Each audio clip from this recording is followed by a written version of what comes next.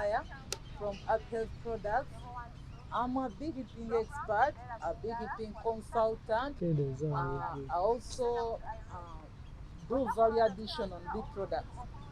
Now, today I'm going to talk about what's beekeeping. Beekeeping involves domesticating bee swarms, which later become bee colonies. We domesticate the bees for the purposes of one, them pollinating our crops, our crop plantations, and also for the purpose of making them a source of income through harvesting honey and the different bee products we get from them. Also through pollination, these bees, they serve a purpose of promoting biodiversity, whereby we get different new varieties from the groups which the bees are visited through pollination. And also there is an increase in use when pollination occurs. And lastly, of course, it's a form of promoting climate change. Can you explain the steps that can make me have a beehive? Steps that can make you have a beehive? Well, first of all is to have an interest in beekeeping, because whoever has the beehive has an interest in doing beekeeping. And when you have that interest, you've got to go to the bee experts to make for your beehive, because there are many hives on the market, but are not all of standard quality in terms of the dimensions and also in terms of the wood quality. So for you to get a beehive, you definitely need to contact a bee expert or a qualified beekeeping company. What is a beehive? A beehive is I can call it a structure. Often it's wooden, in which we keep the bee colonies from. So this beehive, you prepare it as an interested beekeeper or a new beekeeper. You prepare it by applying in there swarm attractants, which we call technically swarm lure. So the bees will be attracted by that very swarm lure. They'll come, they'll nest in there, and after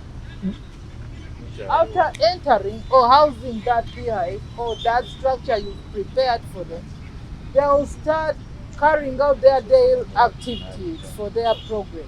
What is the role of a work bee in a beehive? The role of the work bee, like its name, it does almost everything in the colony. It takes care of the young ones. It builds the nest, which we call the combs. It also takes care of the queen bee. It helps the young ones, like the bees, how they'll hatch, the eggs. From the day they are laid to the day they'll hatch, and also to prepare food, to make food, which is honey. They are the ones which will go to different communities to collect the bee forage.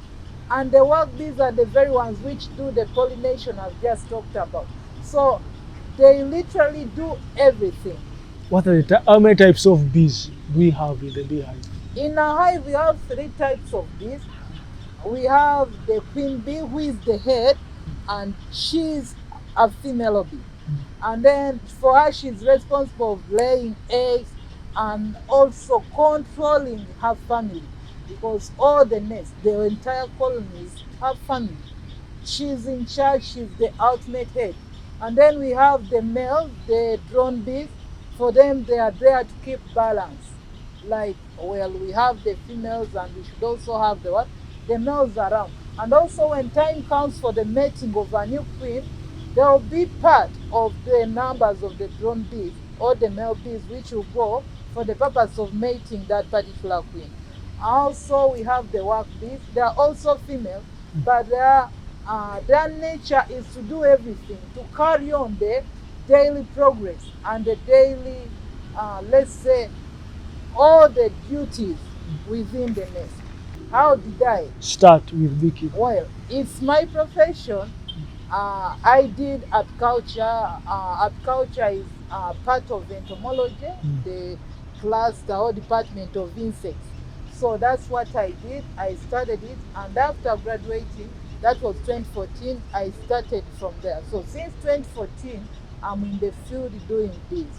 I've been training since 2014 from different parts of the country: West Nile, Padel, Gulu, Hoima. I've also been to Torolo, to Karamoja, Kabong, Moroto, Mudat. I've been to Busia. I've been to Kamuli. I've been to Mayuge. I've been to Mbarara, to Bishenyi. So I've been doing beekeeping in different places: Mityana, Butambala, training about beekeeping, how one can start, what somebody interested in beekeeping is supposed to do or is required to do. And also, eventually, when I started rearing my own bees, I went into value addition. Value addition, adding value to the different bee products we get from the bees. And also, through value addition, I also extended market to the different people who were interested in the market for their bee products, the market they needed. Like I said, I was given this course on government sponsorship.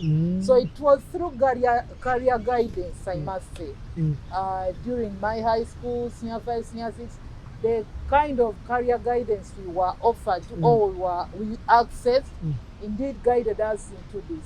But of course, what inspired me to remain there, because it's one thing to join beekeeping or to get the course, and it's another to remain there. So what has inspired me to remain in beekeeping for over these 10 years is the love I got for the bees. I'm passionate about bees, and I advocate their conservation. How many hives do you have currently? Well, currently we are I'm in 30 hives near me. How do you manage all of those ones? They are in one apiary. It's in just here Matuga or Gayaza. So being that it's my profession and with my experience, I easily manage. Okay. And together with, in addition to the 30, I also help other beekeepers with different challenges manage their own apiary. Can you walk us through the typical day of your beekeeping? The typical day of my beekeeping, I can talk of different beekeeping activities. Let's say I'm going for colony inspection. I wake up very early. I can even wake up at 5. What is colony inspection? That's what you say. Sorry? First explain to us colony inspection, the one you say. Colony inspection. Yes. Colony inspection, I've been talking about bee colonies. A group of bees in a hive, that's what we call a bee colony. So inspecting, this is a regular activity required by every beekeeper, because we don't just abandon the bees there, but we keep monitoring them, which we call inspection.